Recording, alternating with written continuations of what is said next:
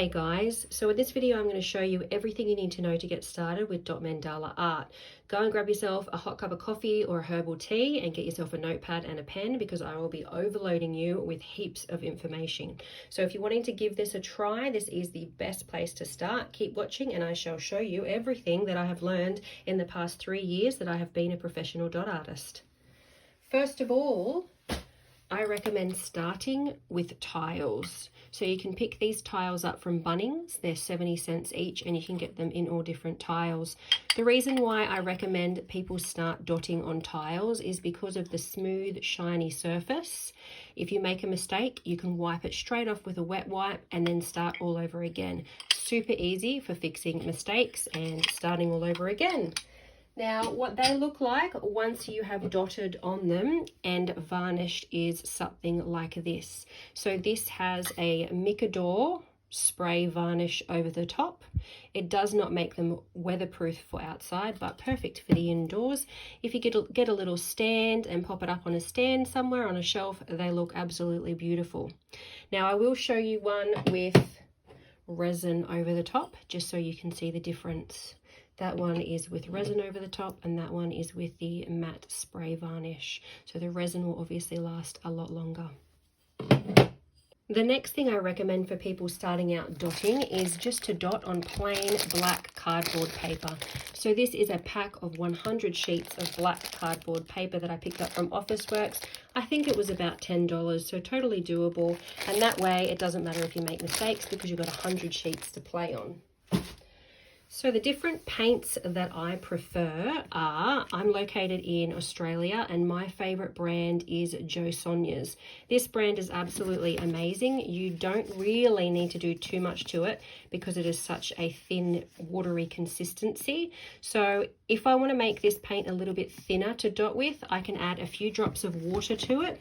Or I go to my favorite blending tool, which is this one here, jessyd's Stroke and Blend Medium. You only need to add about 3 drops of this to a small amount of paint and you have the perfect consistency for dotting.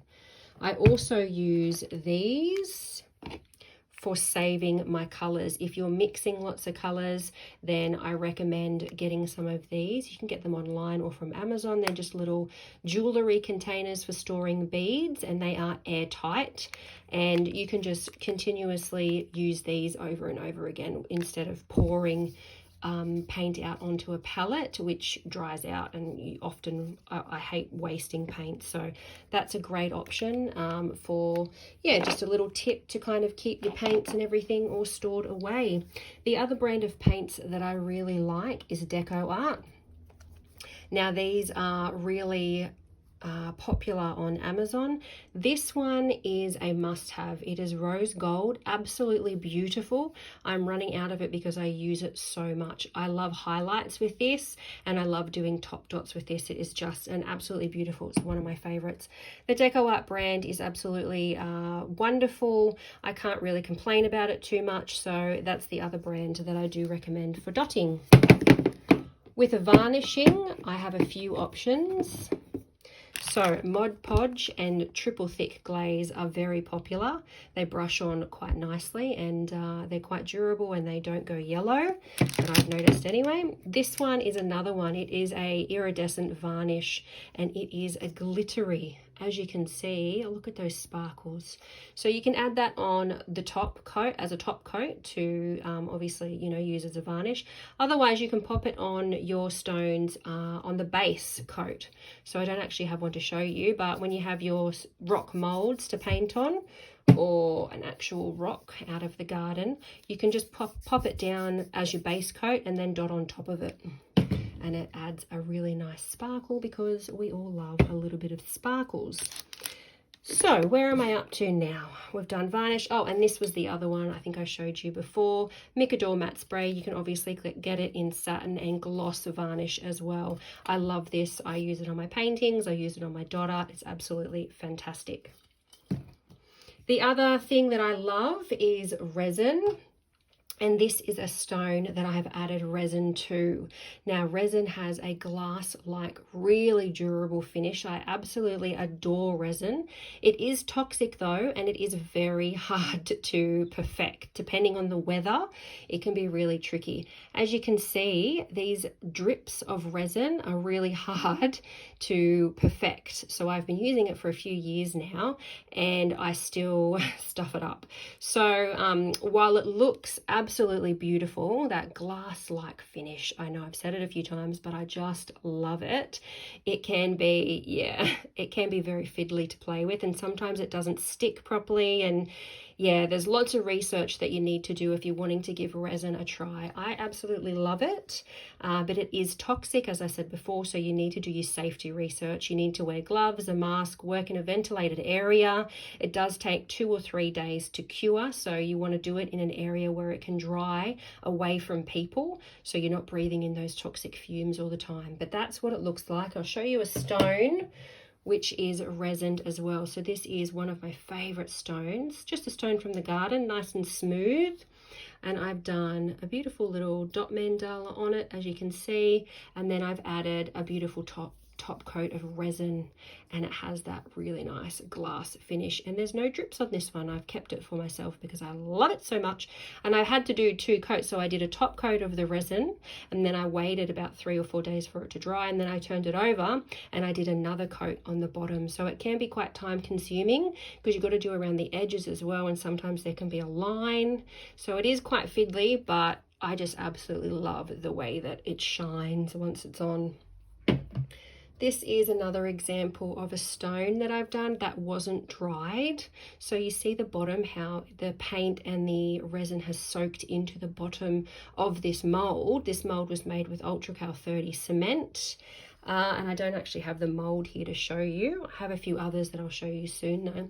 So I didn't wait long enough for this to dry. You need to wait 2 or 3 weeks for your molds to dry. So keep that in mind, because if you paint them too soon, it will absorb the paint and the resin, and they will not work very well and they will not look good. So make sure you wait for all your molds to dry properly.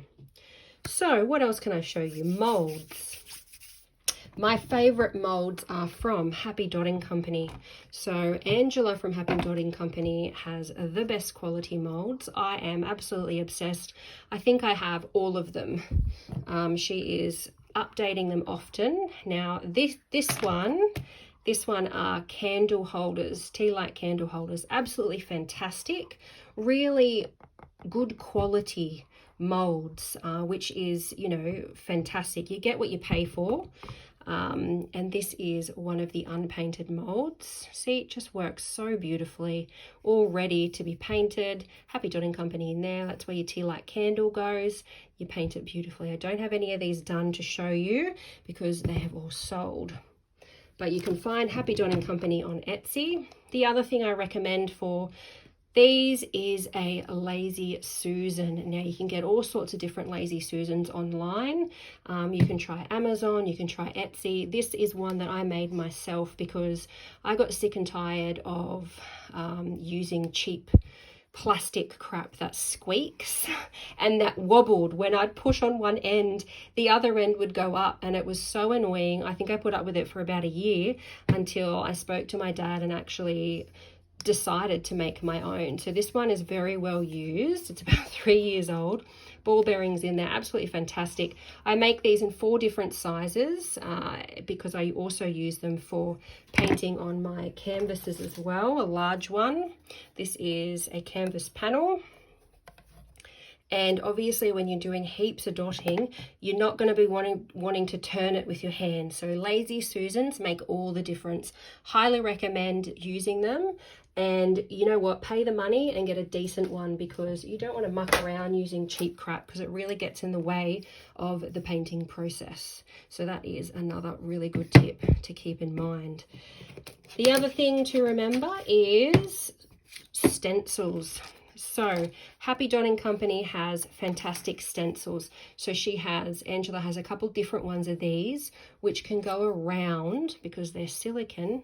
See, look at that. You can bend them to whatever you're wanting to put them on. See how fantastic is that? I use this one, and there's another one I use all the time. It's out in my art studio. They're fantastic. Highly recommend them. I'm probably going to say highly recommend to everything that I have here because I'm only showing you my favorites. There's a huge variety of stencils you can buy online. Happy Dotting Company has quite a few. If you're in the US, make sure you check out Lydia May and the Dotting Center. They also have quite a number of stencils to choose from, as well as like flower designs and all sorts of different designs as well. And the best thing about Happy Dotting Company stencils is she has specific curved shape stencils to go on her stones. So where's one that I can show you? So here is a stone mold, and what you can do with these curved ones, see it's curved, you can pop it right on top. Look at that. Absolutely perfect. And then you just get your white charcoal pencil and you mark your guidelines. So easy.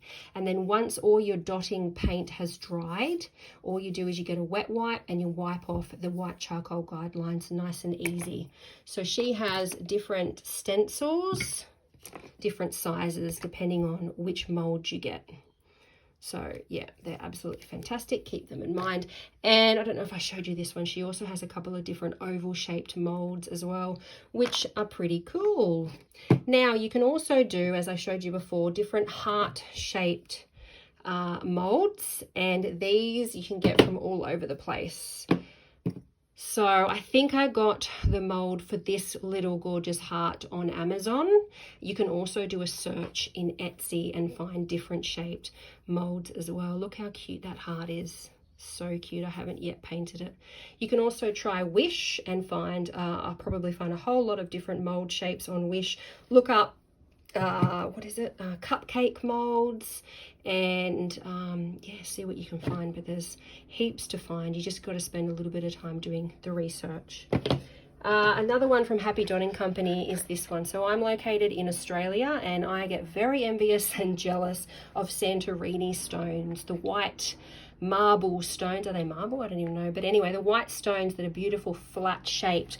And Angela came out with this from Happy Dotting Company. It's absolutely fantastic. I haven't yet had the chance to paint any, but look at these. They're just beautiful flat surfaces to dot on or just to paint anything on, really. So I'm really excited to paint these. And this is another one of her molds as well. Nice, flat, smooth, and it's a really good size. As you can see, it fits in my palm beautifully, all ready to do some painting. If you're just starting out though, just head out to your garden and grab a stone. Now what you might want to do is add some putty over the top to make it a little bit of a smoother surface. Obviously wait for it to dry for a couple of days, and then you'll have a little bit smoother surface to dot on if it's a little bit too porous. I think I mentioned before, the surface that you dot on makes all the difference when starting out. So really, I do recommend starting out on your tiles, which are a nice flat shiny surface. So if you make a mistake, you can just wipe it straight out and start again. And if you decide that you love the design, you want to keep it, then you just give it a varnish with a spray and it'll be nice and durable as long as it's not outside in the weather. So now I will show you all the different tools that I use. So these tools I got from Amazon. I like to use these quite a lot. I find that the smaller the dots it get though, I need to fix them with these tools. I do have another video which I will link below. I think it's titled How to Use Dotting Tools.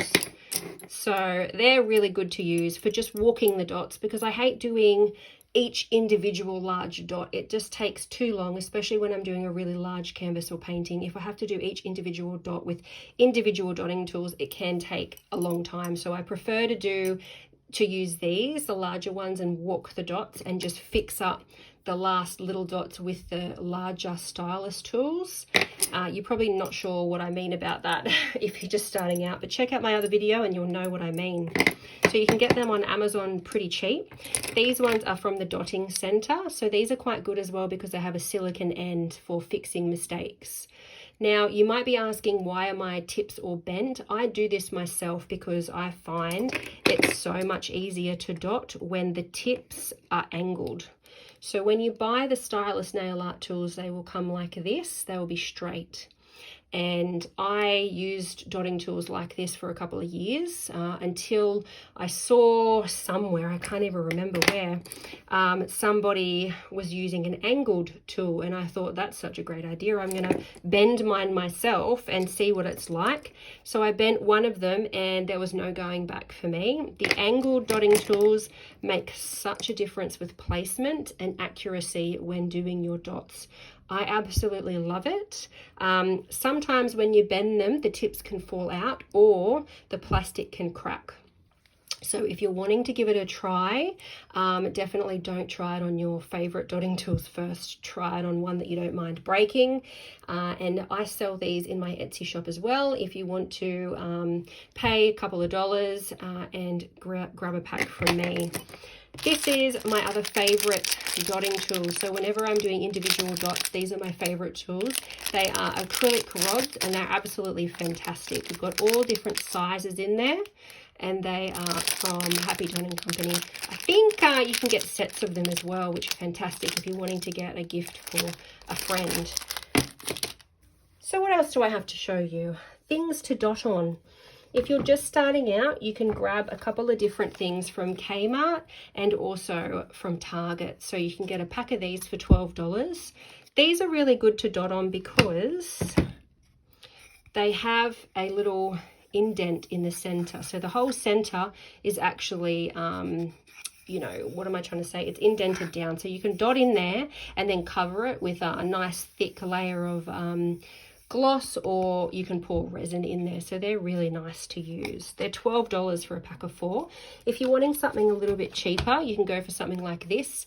This is from Kmart and these have cork on the bottom, and you get a pack of 6, and I'm pretty sure these are only $2. So they're super cheap.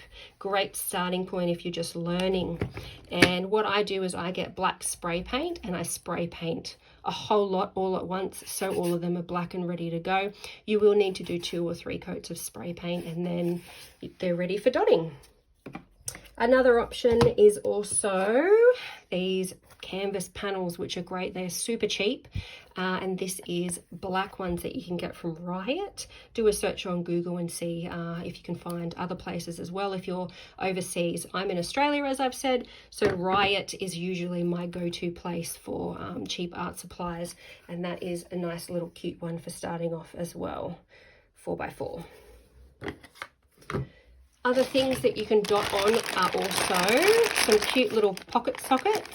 So I got these online. Just do a search on eBay or do a search on Google and see where you can find some cute little pocket sockets. You can get them for a couple dollars each. Super cute and great for dotting little mandalas on. And then obviously give them a really good varnish with a couple of coats so your dot art doesn't come off. Another cheap option you can find from Kmart are these silicone lid container lids. They're all different sizes. They're made from silicone, as I said, and you can fill them up with plaster of Paris. These are only, I think, $3 or $4 for this whole set. Now, you do get what you pay for. They are really cheap and they break really easily. So you'll only get a couple molds out of them before they break, and you probably have to throw them in the bin.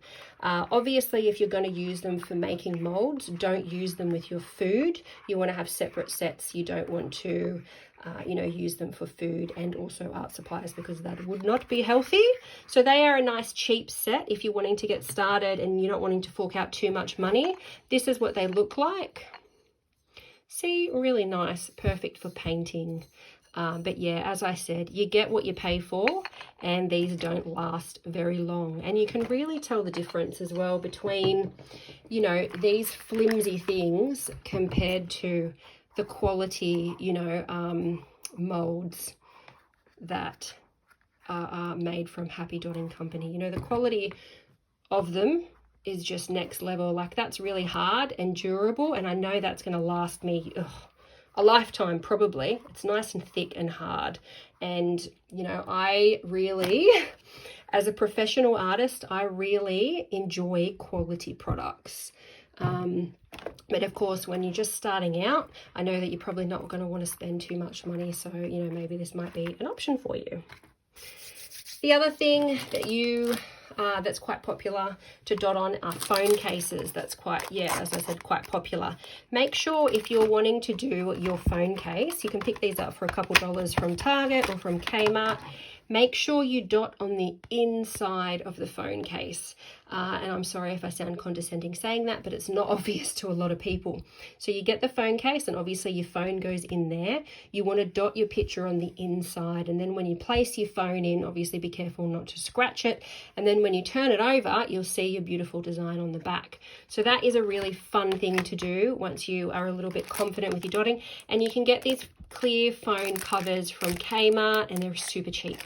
So they're a great gift idea as well. The other thing that you could do is dot on mirror. So this is really pretty and it does have resin over the top. I got this from a homeware shop. It was only a couple dollars. I think it's actually meant to be, I don't know whether it's meant to be a coaster or what, but the designs are really pretty and it just adds a little something. Boo! So that's another little idea for you. And I think that's about it for now, guys. If you have any questions, please let me know in the comments. If you liked this video and got anything from it, please like, subscribe, and share with anyone who you think would enjoy it. Thank you for watching. And if you have any questions, please put them in the comments below and I will make you a video and answer. Thanks very much, guys. Bye.